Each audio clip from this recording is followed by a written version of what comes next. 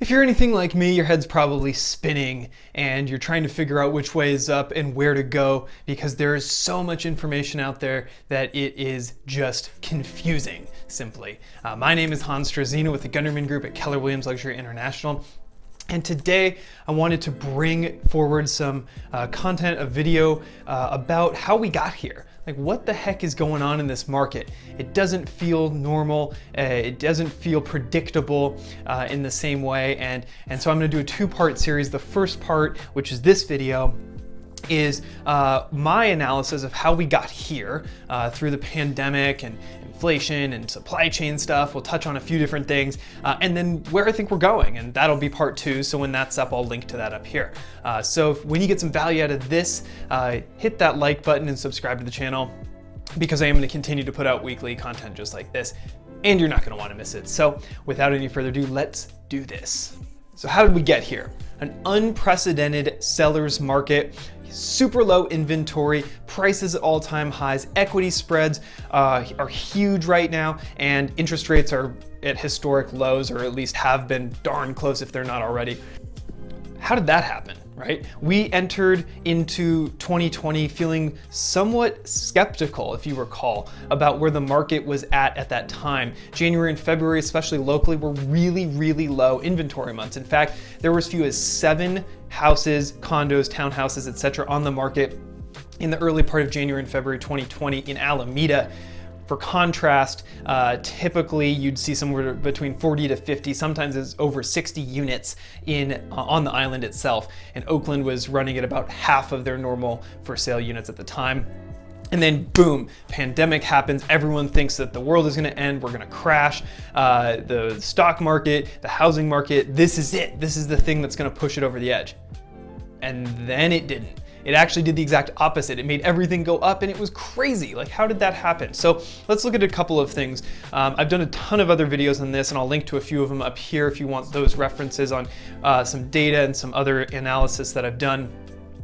But really there was that month or two in kind of April into May when, especially in the housing market, everyone was kind of sheepishly moving forward because people still had to sell, but we were wearing masks and we didn't know if we could go outside and all of that kind of stuff. And then we got a handle on it collectively and it felt like the floodgates opened. June, July, August, it was gangbusters out the door. It totally unexpected between how many buyers were coming forward wanting to move, the prices at which people were willing to pay, and of course the amount of money they were willing to borrow because interest rates were so darn low to keep that economy moving. It really set some stuff in motion that I think we're feeling a little bit of the fallout of. So if you think back to that, number one, what happened was a lot of people's jobs disintegrated and disappeared literally overnight. You look at any of the unemployment graphs and it just like shot way up to unprecedented levels. Now, of course, that was somewhat unofficial because there was a government shutdown on a specific day, so that one spike came from that. But nonetheless, people weren't working, right? And what you look at, especially in the higher end market of the Bay Area, is there was a disproportionate effect on the types of jobs that were shut down versus the ones that were, working from home and still doing quite well. And simply it was the 6-figure plus jobs that did really well. And so the folks who could afford the higher end houses were also the ones who were still working, earning income. The people who were able to maybe afford the lower end houses or the starter homes or condos or whatever, were out of work. And so that made a huge disparity in the buyer pool in general. Then you couple that with really, really low inventory and essentially no new construction, at least locally and definitely on a larger scale nationally to some degree. And you have a position where that existing inventory got eaten up because there were so many people clamoring for so few houses that it took some of those lower to medium priced homes and shot them up.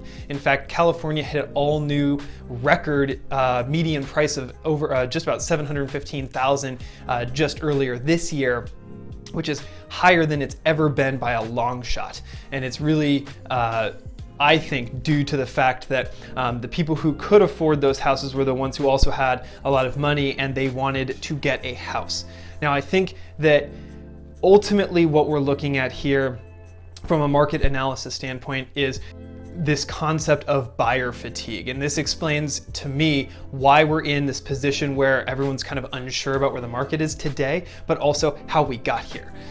So because there's low inventory, high competition, and you can leverage the money you have with a really low interest rate, the prices were surging up as a result. And what happened was over basically the last 12 months, people got fatigued. They got tired, they got sick of getting beat, and they either exited or in most cases, they doubled down and committed to buying. And that's really interesting when you look at this. I mean, anecdotally, I've had a number of clients who had to write 3 or 4 or 5 offers, lose the first handful by a lot, then get close, and then really take a big swing. And so as a result, the winners were the ones who were constantly either coming in as a preemptive offer or coming in really, really strong on the offer date, but nonetheless pushing the prices steadily up.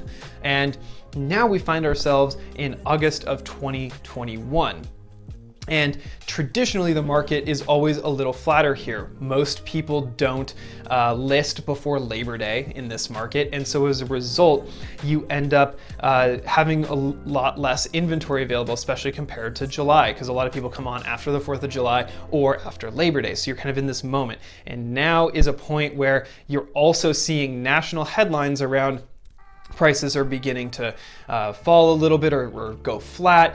People are, or the buyer pool's not as deep, et cetera, and it's got our market in this very, very interesting place where people are simply just not transacting in the same way as before.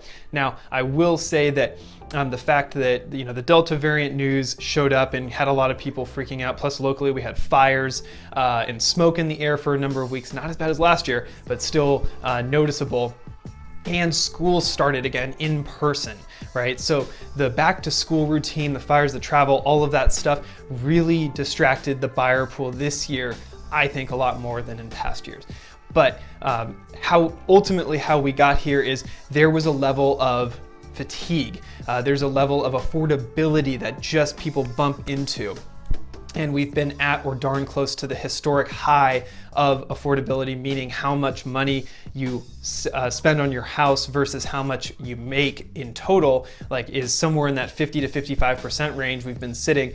And I think we're at it or darn close. And I think that the buyer pool is now saying, they're tapping out and on a broad level saying, we've had enough, this is as much as we're willing to go.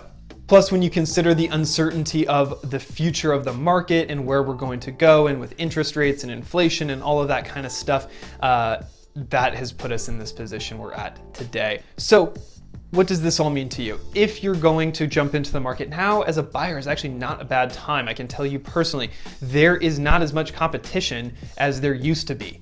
It is certainly dwindling. The number of offers are less. There's a little less heat on them. There's a little less activity. And hopefully after Labor Day, we're going to see a bunch of houses come on the market. We always do historically, and this year seems like no exception to that because it's harder to get staging dates, it's harder to get photographers and inspectors, and that usually means there's about a month worth of inventory behind when I can't get someone booked for 2 to 3 weeks. All right, so know that that's coming. As a seller, also know that that's coming because competition is going to be higher. So you really need to dial in your presentation and the way that you show your house online and in person.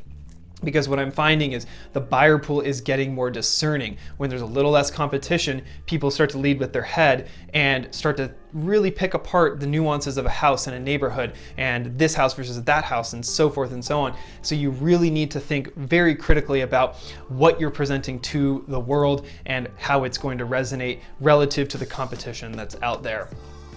I'm going to do some more videos here coming up about staging tips and that sort of thing, so stay tuned for all of that kind of stuff. But so that's in a nutshell how we've got here locally, what things that I'm seeing on the ground, and then I will follow up here shortly with part 2, which I'll link to up here when it's ready, about my prediction of where we're going.